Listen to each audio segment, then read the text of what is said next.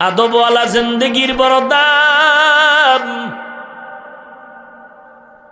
আদব। আল্লাহর এক যুবক গোলাম রাস্তা দিয়ে চলতেছেন,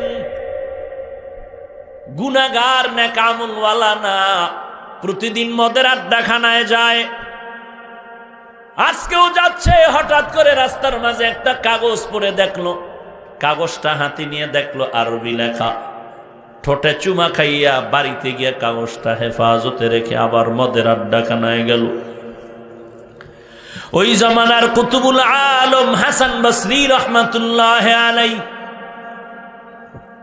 আল্লাহর পক্ষ থেকে জানলেন, মদের আড্ডাখানায় অমুক এক যুবক বান্দা, আমি আল্লাহর পক্ষ থেকে দাওয়াত পৌঁছায় দাও। হাসান বসরি রাতের গভীরে মদের আড্ডাখানায় চলে গেলেন।